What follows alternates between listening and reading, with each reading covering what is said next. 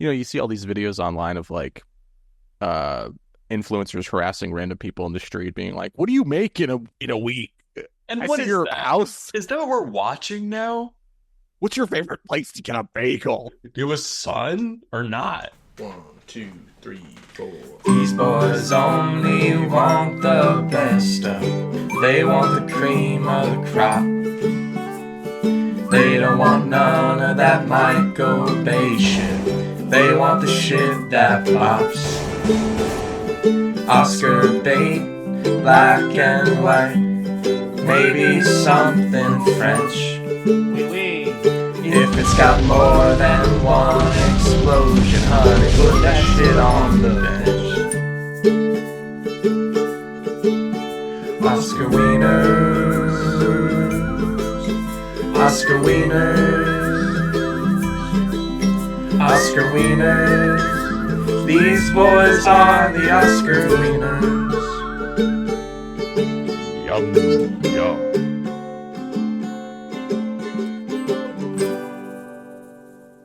Oscar Wieners. Welcome to Oscar Wieners, Yes. the only show on the internet where Hollywood's biggest night is fucking ordinary as shit. The only podcast whose mom is not emotionally available and whose father actually is in a surprise twist. Yeah.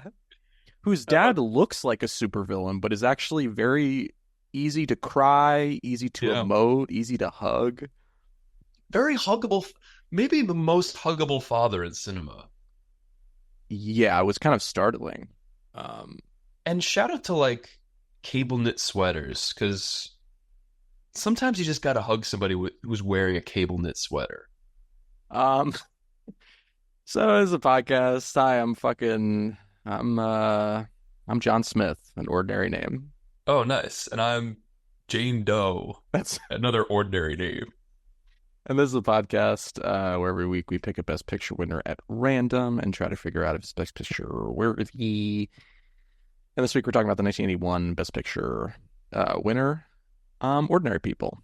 Nice. Directed by Robert Redford, if you could believe it. Sundance himself, the Sundance Kid. I do, by the way. After seeing this work, I do weirdly get it. Even though I'm not that familiar with Redford, I'm just like, this resonates. This emits. It gives Redford. It kind of does. It's like, I don't know if I don't think I've seen another Robert Redford directed movie. But like, he like created the Sundance Film Festival because he cared about movies and wanted movies to be like, kind of like more like independent movies to be seen. And this feels like that. It feels like a guy who really cares about just like movies made for fucking adults. Yeah, it seems like he wants to connect with people. Yeah. And that's certainly the aim of Ordinary People. What is Ordinary People about, you're probably wondering? Well, it's based on a novel. Of course it is. By Judith Guest. Wouldn't have been picked up otherwise. In my very little research, it seems like this book is widely read in like high school classrooms. I don't think either of us read it. I know I didn't read it. I've never even heard of it prior to this. Yeah. So it's based on the novel, and it follows a what state are they in? They're in like a suburb of Chicago. Yes. Following sort of the death of the eldest son, in like kind of a boating drowning accident. Calvin, the father, played by Donald Sutherland. Beth, played by Mary Tyler Moore, and Conrad, played by Timothy Hutton, the titular Timothy. They all are just sort of like grieving in their own different ways. Can I get to my first complaint about this movie? Have you ever seen it? Never in my life. Got it. I will say, I thoroughly enjoyed Ordinary People. I thought it was a very good movie. Although one of the issues I had was, did you find it at all relatively unclear, like, what was going on with Conrad? And I feel like they were very vague for a very long portion of the movie, and that it's not really revealed like what even his trauma is until late. It sort of does the thing that I don't usually like, especially in a movie like this, where it's like it withholds like this revelation. I think because it's supposed to be like a revel. It's like Conrad knows it deep down, like that he feels like he's responsible for his brother's death because he was there when their kind of like boat went overboard. It was just like him and his brother, I think, on like this like little like skiff kind of thing. Yeah, so Conrad feels guilty about he feels responsible for that because he let go of his brother's hand. And yeah, I kind of I'm like, why are we withholding this for so long? But again, I think it's just because Conrad starts going to therapy. His therapist is obviously Tyrone C. Berger, played by the immaculate, the door Incomparable. stopping, the earth shaking Judd Hirsch. Yes. God, seeing Judd on screen just really filled my soul with joy. Also, like 40 years younger, I was like, whoa, who is this? That's true. This is a fucking man. Yeah, so Judd Hirsch is Conrad's therapist, and like that whole plot I found very moving, but also I get your frustration. I just keep saying the same point. I get your frustration about kind of withholding the trauma, like or Conrad like his like trauma, because I think like the movie is sort of like it's starting Conrad from a place of like he knows what's eating at him, but he doesn't like have the words for it, or it's like he's like trying to bury it, but he kind of can't bury it, and it's he's acting out in all these different ways. I Um, suppose that's kind of what Redford is trying to impart onto the audience. This feeling of not necessarily knowing what's going on, but still feeling this deep down sense of stress and sorrow, even. But mostly, I'm just confused. I'm just like, what's going on with it? Because like clearly he's under intense stress and pressure, and I think I just kind of like because there are certain ways he behaves, especially towards the beginning of the movie, especially in the ways towards his mom, where I'm like, that was weird. Like, what is their relationship? Like, what is going on with them? You find out later on, his mom sucks, but you don't know that. Like, I'm like, why is he being so rude to his mom? She made French toast, and he's just like, I'm not hungry. Dude, that's a lot of French toast. that stuff like was I've never seen this movie before either. And I think this movie like rocks. Um, and I just found it so effective, like especially that stuff, like the relationship between Beth and Conrad is like so it's like weird and like you're saying like you I think the movie like I mean obviously intentionally it's intentionally making it like kind of weird and like it sort of fluctuates scene to scene. It's like they'll have a moment where like it's almost like the fucking clouds clear and they sort of like communicate not even like deeply but like they kind of behave civilly and it's like oh this seems like a mother and son and then all of a sudden like he does something or she does something and it's like the wall comes up again and I'm like this is like Yeah. such like a beautifully observed uh like depiction of that kind of relationship. Yeah, I agree with that. But you know what? It's one of it's an also it's kind of a reminder that like I would really love to know the timetable of events, like the brothers drowning, and then Conrad does attempt suicide at one point. I want to know like how close these events are to each other, and like how long his relationship with his mom has been like this. Like, because in my mind, I'm like, oh, have they just interacted with each other like this their whole lives? Because there's one scene where they're both home together and the dad's not there, and they're just like making the most awkward small talk possible and just like staring at the room and the ceiling. And I'm like, what is going on with them? Like, I want to know how long that had persisted. I guess maybe I came to the conclusion that all the traumatic stuff that happened is fairly recent. Conrad after he attempts suicide he's put in like a psychiatric hospital and he's there for like 4 months so like when the movie starts it's like he just got out of like maybe like very recently got out of the psychiatric hospital which means like the brother died maybe like 6 months ago or something, or like 5 months ago. Yeah, that seems right. One of my notes was like while I was watching, I was like, this is like if American Beauty was normal. I think it's a good observation. Like it's about a kind of like maybe slightly upper middle class family. Maybe this was middle class in the 80s. Um, They were balling out in the 80s. but everybody is like sort of like every member of the family is being like pushed in different directions, and like they really the connections are like are breaking. It's like a movie about, oh, like we expect we this movie all this family's economic needs are fulfilled, but like the family itself, that doesn't make them like happy because they have like this grief, they have like all this tension because like life's way more complicated, relationships are way more complicated. Like I imagine when this came out, I still think this movie rocks, but I imagine when it came out, it was like, holy shit, nobody's ever fucking talked about this, because like those dynamics are still like fairly new, like, you know, middle class, like kind of 50s, like suburb kind of life, like that's it's relatively new even in the like in the 80s.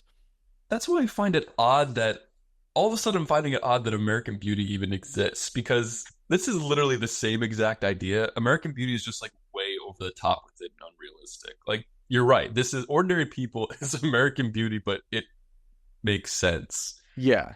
Well, it's like American Beauty's like, oh, we're like fucking we're like making a satire and deconstructing fucking middle class life and blah blah Yeah. blah. Whereas this movie is like, yeah, that's like interesting for 5 seconds, but like this is a movie about like people, like characters and like what they feel and how they interact with each other. I mean, Beth's whole character, I think Mary Tyler Moore is so good in this movie because like, and you know, my big thing with this movie is like, I don't know if I don't know if the movie treats her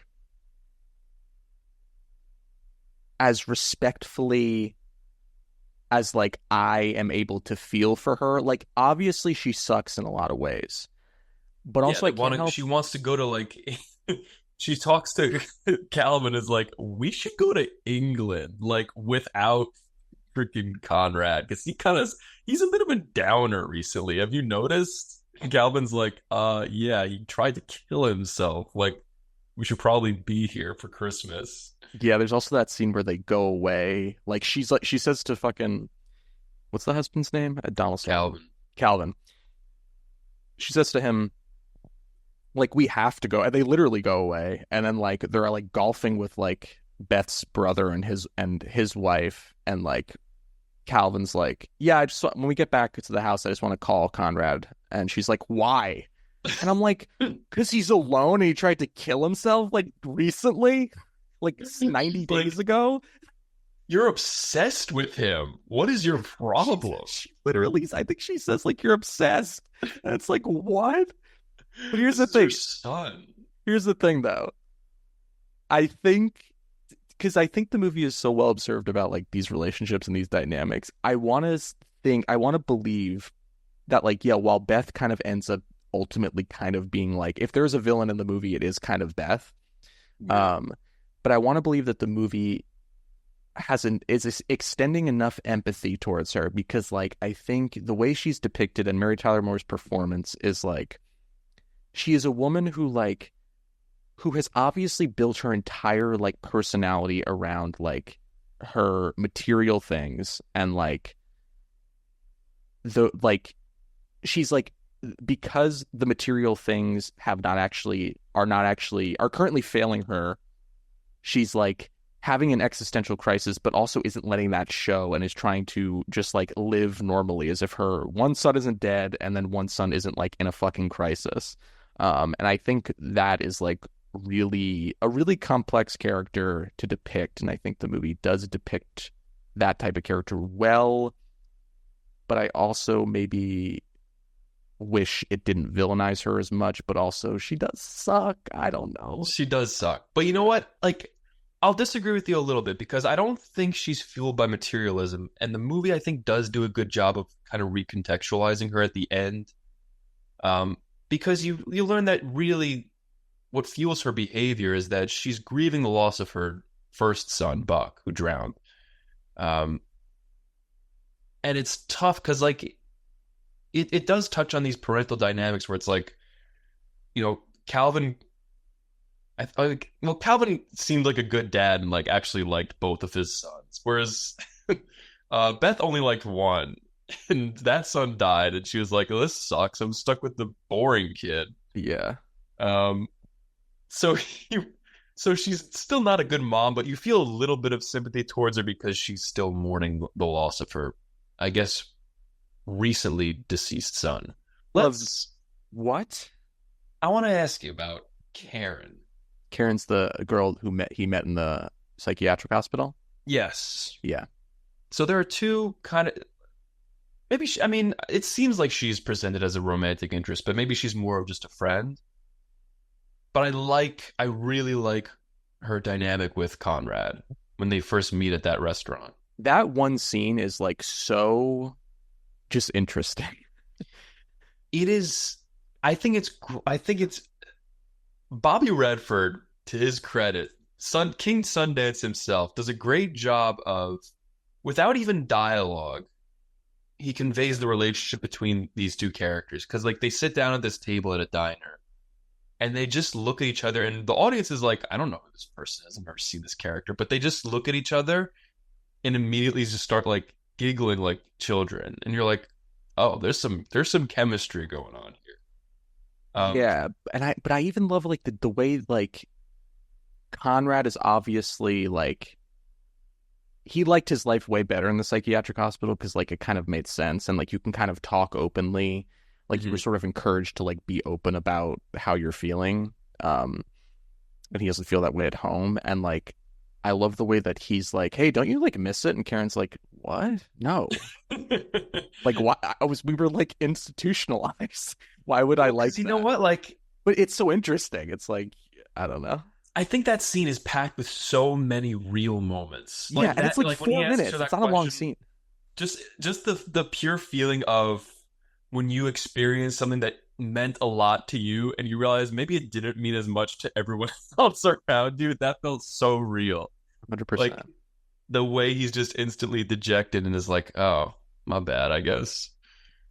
Um, but she clearly does still like him, and Also, let me put it this way. That scene, so who plays Karen? Karen Aldrich is played by Dina Manoff. I believe I'm saying her name correctly. Her performance is good enough, and that scene is good enough, written well, good enough, performed good enough that when spoilers, Karen kills herself, Mhm. and Conrad finds that out and has like spirals, which like I found like so effective. I was like so locked in. I was like, this is like so distressing. Like you I agree feel her loss. 100%. You're like, holy shit. Um, Then the movie starts taking big swings after that point. totally, Like yeah, big emotional swings where you're like really feeling the weight of everything that Conrad is experiencing. yeah. And then he fucking like he. I just I found it so moving that he calls Judd Hirsch in the middle of the night. He's like, I'm like freaking out and I like have nobody to talk to. And he's like, just all right, meet me in my office. I'll meet you there. Judd And Hirsch like, is the coolest therapist of all time. he's the coolest. I like. I want like a fucking therapist like him who's like, he's like, why the fuck you feel that way? What's your deal? Come on, say it. Just fucking say it. Like I'm like, he's like antagonistic, but in a way that's like, oh, that's like what a person like a certain kind of person might need. Um, and then like, There but there's is a that scene. moment in Sorry. that scene Yeah. that may be my favorite moment in the movie because Conrad is really getting emotional and like finally talking about his brother and how he died, and he's almost like reenacting the scene where they're on the boat and his brother drowned, and he's talking to Judd Hirsch, aka Dr. Berger, like as if he's his brother. And Judd Hirsch, like without missing a beat, like answers him as if he is his brother. I'm like, that's what a professional this man is. I thought It's that was such a great piece of writing and just it felt so vivid. I'm literally like getting chills a little bit thinking about that scene because yeah, it's so true. It's like he picks up on that like Conrad is like speaking to him as if he's his brother, and then like he immediately just like a switch flips, and he's like, okay, I'm playing this out so he can like fucking get this shit out of him. Yeah, Um, the line exactly is Conrad is like screaming like, "Why'd you let go? Why'd you let go?" And then Dr. Berger's like, "I got tired." Like it's just so it's so good.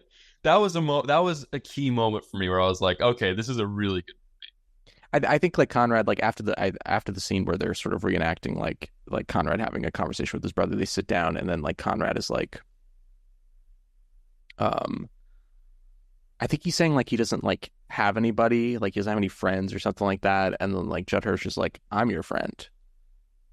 And I just Yeah, that found was that so shit nice. like so fucking he's like, you are? And I'm like, and he's like, yes.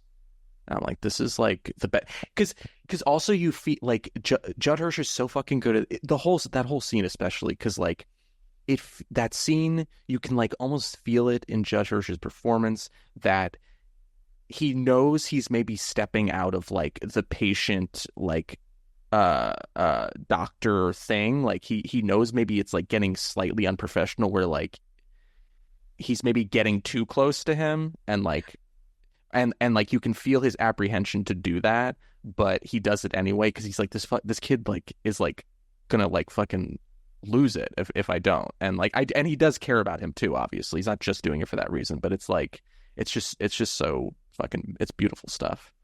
I mean, that whole meeting is symbolic of that because like that's totally off the record. Like Right. they met like at some random midnight hour.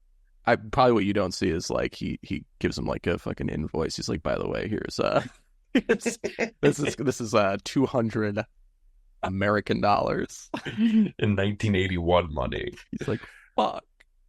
I will Um, say this movie very easily could just be a giant PSA for like the therapy industry. totally. This could be if BetterHelp should sponsor this film actually. I wholeheartedly agree. I mean, it's funny because like now it's almost like this movie was ahead of its time because now like the therapy stuff is like, oh yeah, like people go to therapy all the time. Obviously, like I feel like it's way more normalized. But like Yeah. fucking 45 years ago, this was probably like they're showing like a kid in therapy. They're Yeah. showing a man talking to another man like in a way that's like open and like emotional. They're like, ew, what is this? Gross. Um even speaking to that like this movie like a lot of times watching it if I can like see how it's sort of like almost wrote the fucking playbook for this type of like Oscar baity, weepy sort of Yeah. thing. But to me, it does it like so much better. It fucking gasses all that shit because like it's so it's I don't know. But it's way more quiet than other types of movies like this that have come in the wake of Ordinary People. Yeah, I agree. I feel it seems more sure of itself, like in a way that it doesn't feel like it has to go over the top all the time. Totally, yeah. It feels way more confident. It's like Robert Redford.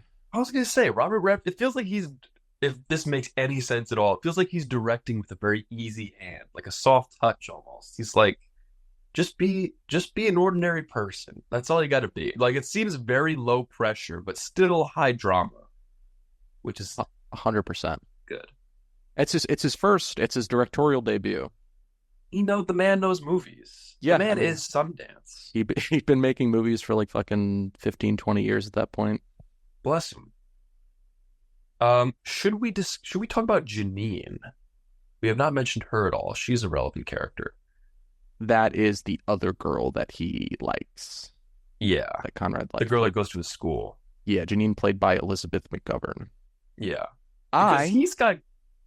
Yeah, what? No, go ahead. I was just gonna say he's got great chemistry with her as well. Like I like their relationship a lot. Their scenes are so charming. When they first start talking, like outside, like in the hallway, and then outside the school, and then he's like, she's like, "Oh, you have a good singing voice," because they're in chorus together or whatever. And then he starts singing Hallelujah to himself on the way home. Yeah, It's so just it's so endearing and charming and again very real. yeah, totally. I also, but Um, I love the scene. This movie depicts like the way mild slights can affect like uh a night or like an interaction you're having with somebody, where like all of a sudden it's like, oh, I didn't like that they said that, and now I feel yeah. kind of like defensive or like sort of like put off or whatever. Because like on Conrad and Janine's first date, they're like eating. I think they're at McDonald's, which is like great. No, they're at the bowling alley still, aren't they? No, I think at first they're at the bowling alley, then I think they go to McDonald's. Oh, okay. By the And way, just real quick aside, yeah, the way she eats a cheeseburger is insane. She like wraps her whole hand like around the entire bun, and it's like, oh my god, relax.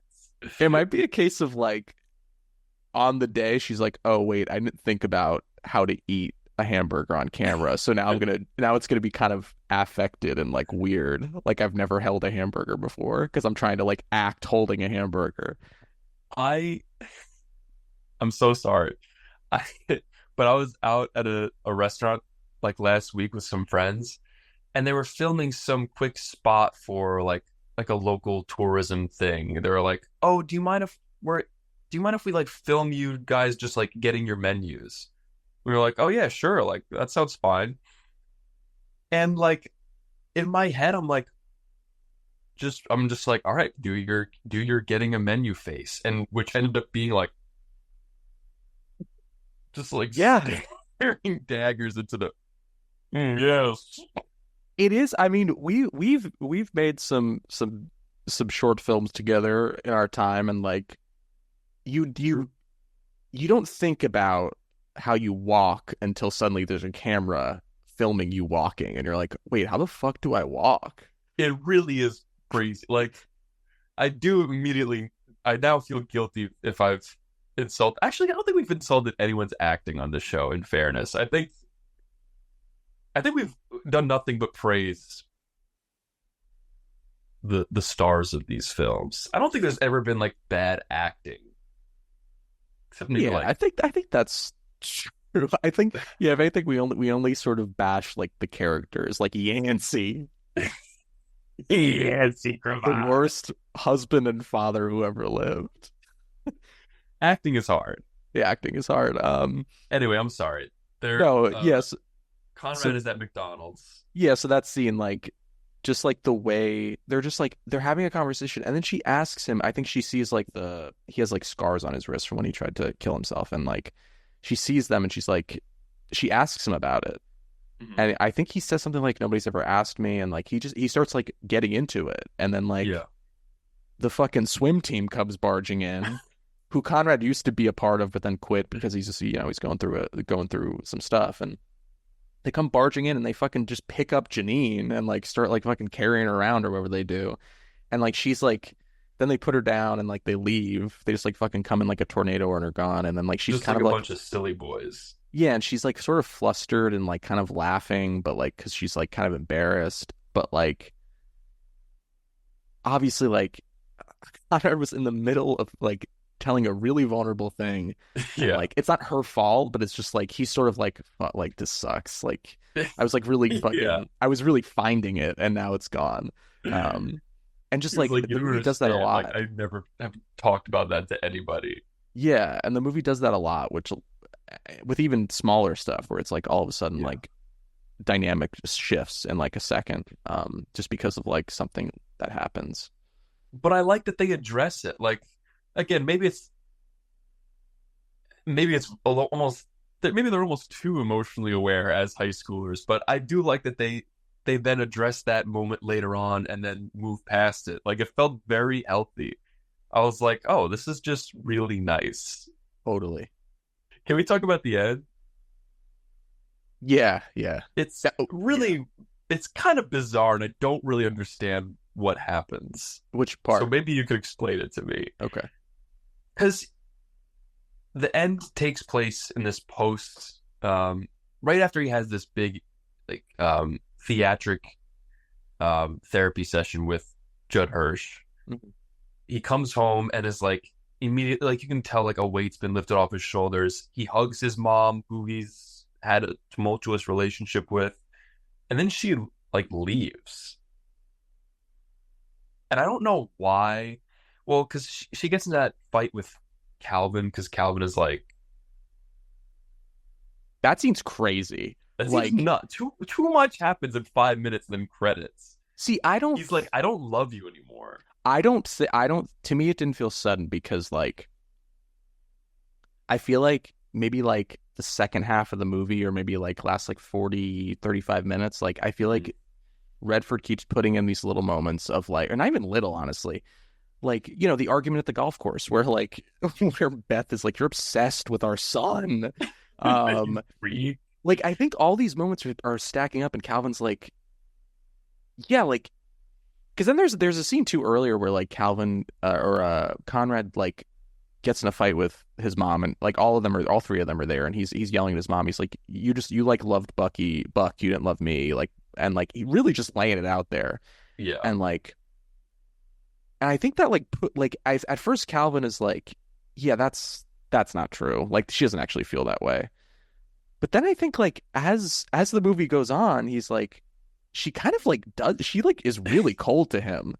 And Yeah, there's like, that scene where he's just like thinking about it on the bus. He's having like these flashbacks of their family time. He's like, yeah, that kind of hates our son, our other yeah, son. and like that makes him fall out of love with her.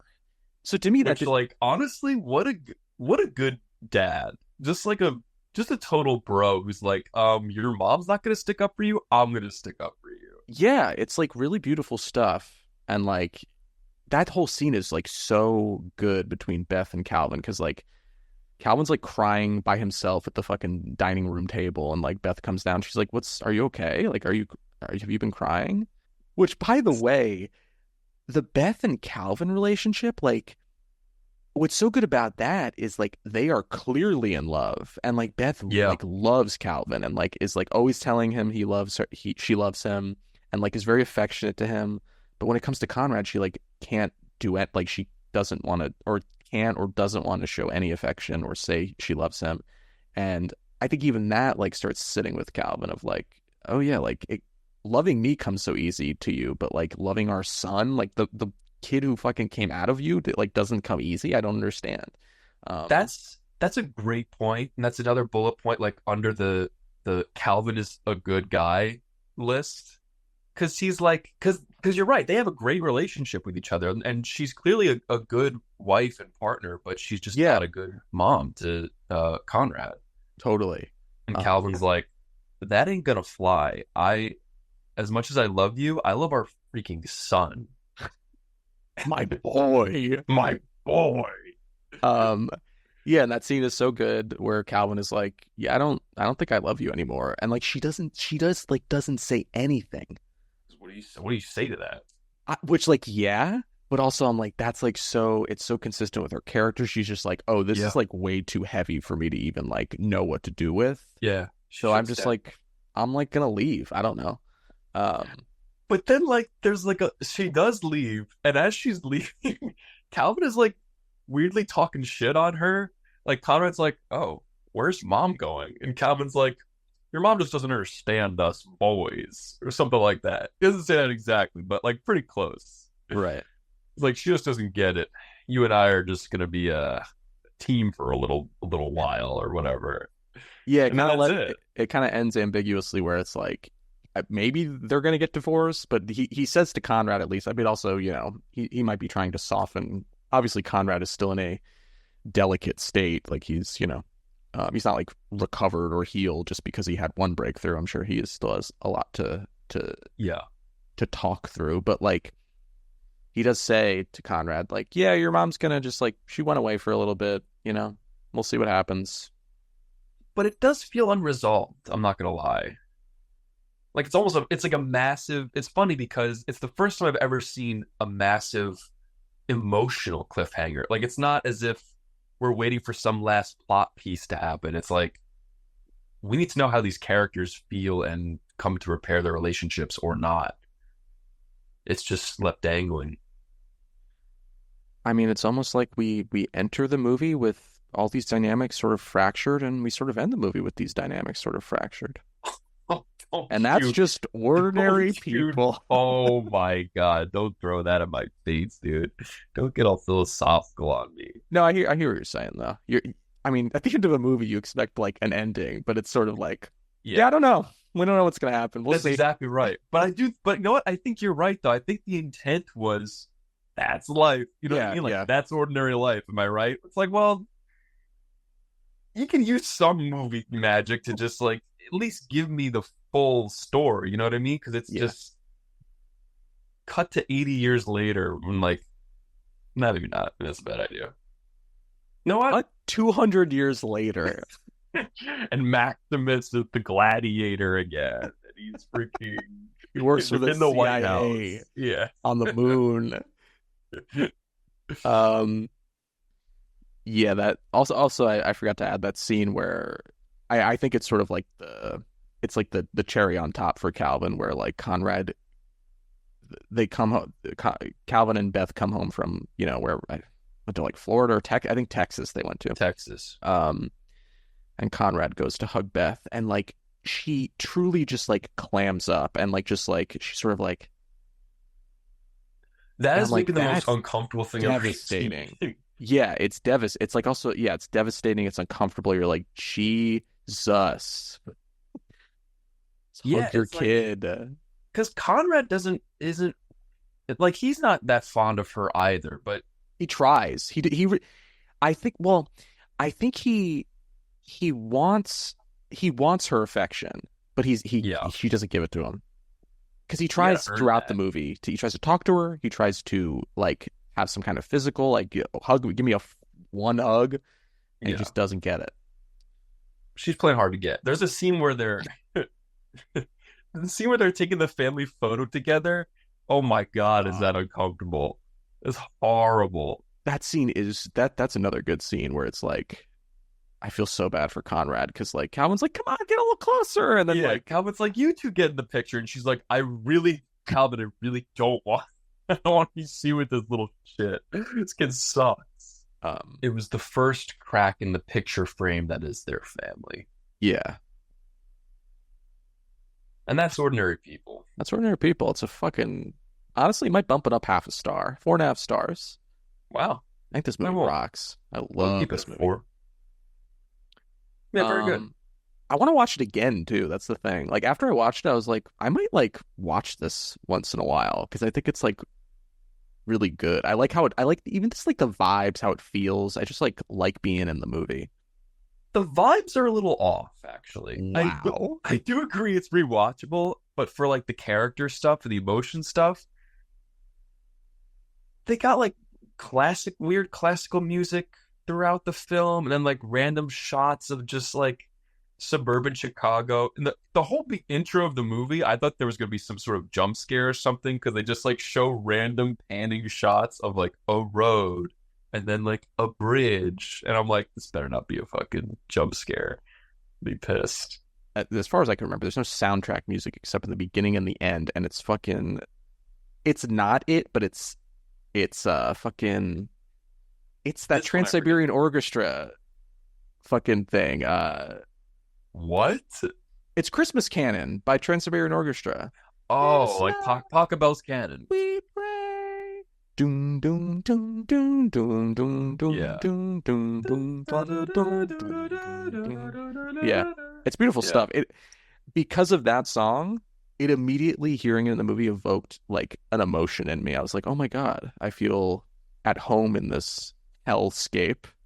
That's so it had the opposite effect on me. I was like, Wow. what I was like, why am I hearing this right now? Ander, would you like to hear the other nominees for the year of Yeah. 1981? Yes. Who's up against this guy? All right, first up, obviously, Ordinary People wins Best Picture. Tight. Next up, we have Coal Miner's Daughter, starring Sissy Spacek as Loretta Lynn. It's a biography of Loretta Lynn, a country and western singer that came from poverty to fame. Directed by Michael Apted. I hear it's pretty good. Next up, we have a movie I actually recently just watched, a David Lynch movie I hadn't seen, his second film.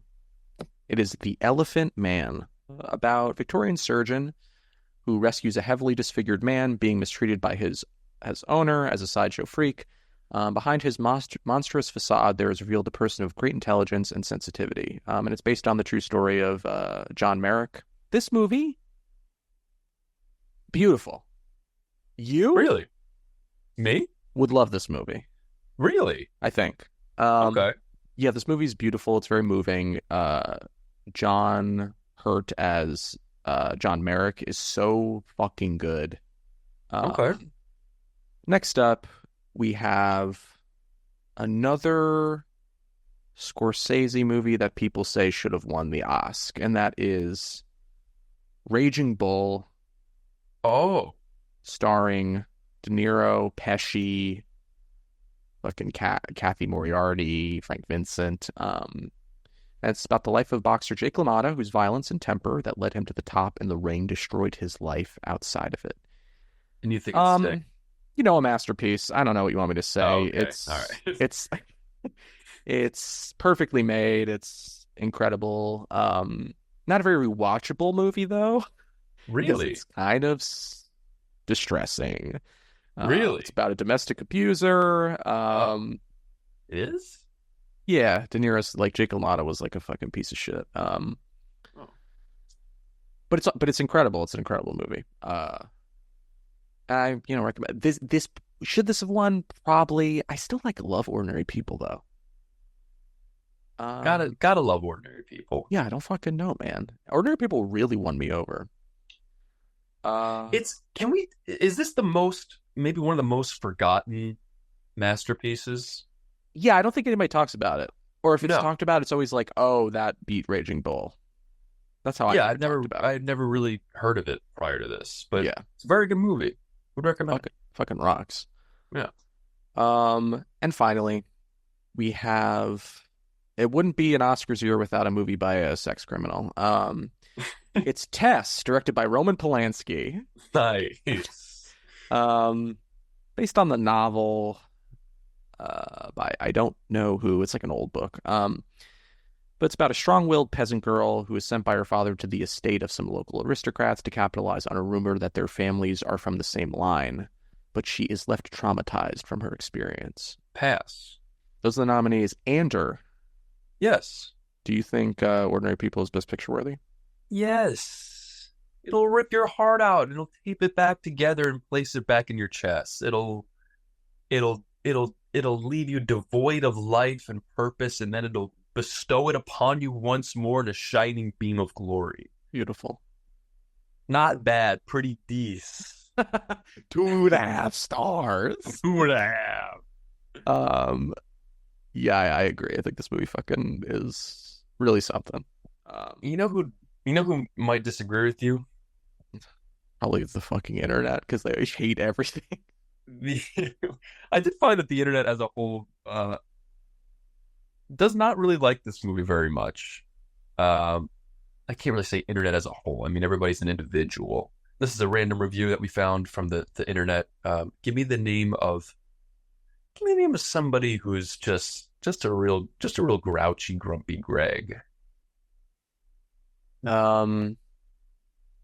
Turkle Tinklington. Urkel. Goddamn Tinklington says. Half a star, not even a full star. Jesus. Buck got bucked. This Manchester by the Sea crybaby fuck fest has me fantasizing about tying my sweet young balls to a rope and throwing the other end of it into a wood chipper. Anyone who has this in their top 4 has to be on some sort of list or serving a prison sentence. This and Manchester by the Sea are actually weirdly alike because I think Manchester by the Sea is also this type of movie where it's like sort of a weepy drama where it's like, oh, like,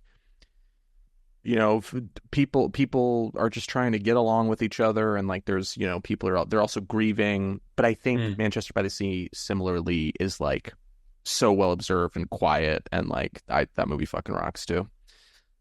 Given the name of a lot of people were comparing this to a Lifetime movie, and I really could not disagree more. But give me the femme fatale of your favorite Lifetime movie. It'll have to be Rose Slade. Oh, God, that's a cool name. Rose Slade says 2 stars.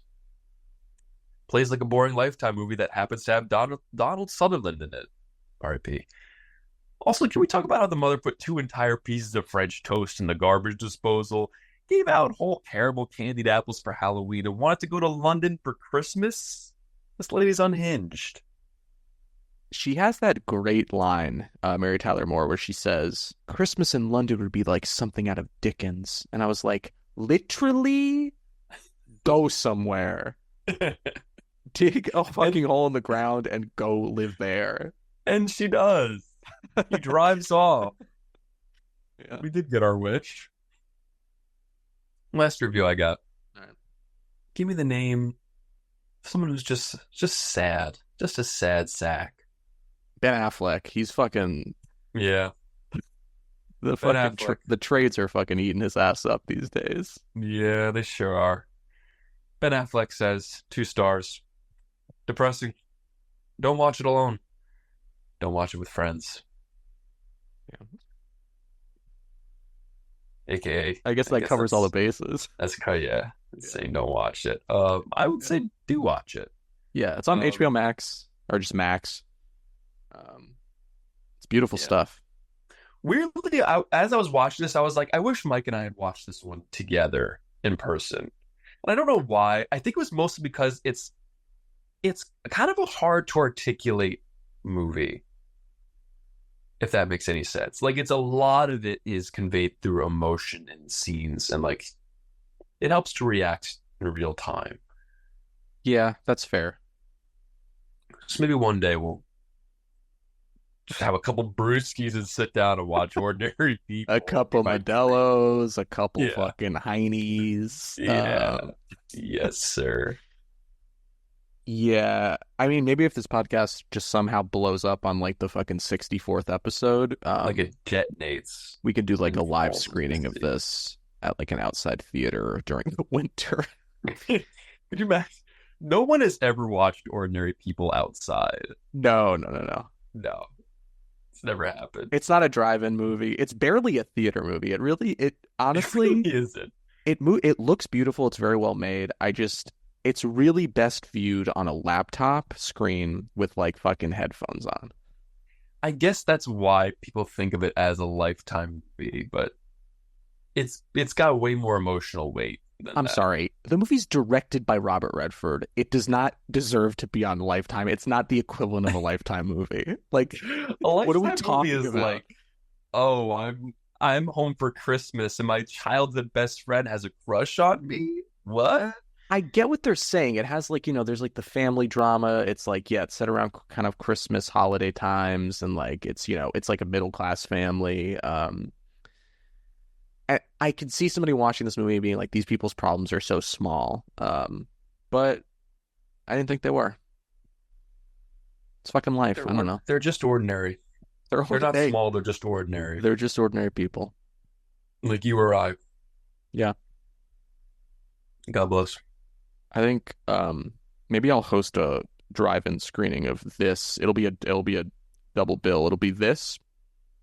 No, actually, the first movie will be Teenage Mutant Ninja Turtles: Mutant Mayhem, and then the second movie will be Yeah. Next week we're gonna talk about something I don't know if I'll love. We'll see. It's 1949 or 1950. I think 1950 Best Picture winner, All the King's Men. So that's 1949 is really when I was coming into my own, I feel like. Yeah, you were like home from the war. You had that GI Bill money. Yeah. I bought that house in Long Island in the suburbs. A year later. Yeah. So in the meantime, I don't know, buy a house. Don't hate your son. If you're having problems with your son, I want you to just grill a weenie for them. Serve it on a nice toasted bun with some mustard and ketchup, and just like chat. Chow down. Make it gourmet. Make it nice. Yeah. Fucking Christ. See you next week, Wieners. That's it. Bye. Bye, ordinary people. 1, 2, 3, 4. These boys only want the best stuff. They want the cream of the crop. They don't want none of that Michael Bay shit. They want the shit that bops. Oscar bait, black and white, maybe something French. If it's got more than one explosion, honey, put that shit on the bench. Oscar Wieners, Oscar Wieners, Oscar Wieners. These boys are the Oscar Wieners.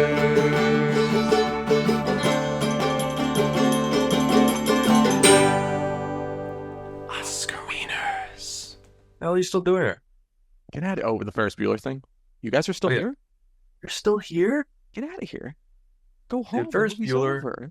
Ferris Bueller was Thor before Marvel was Thor.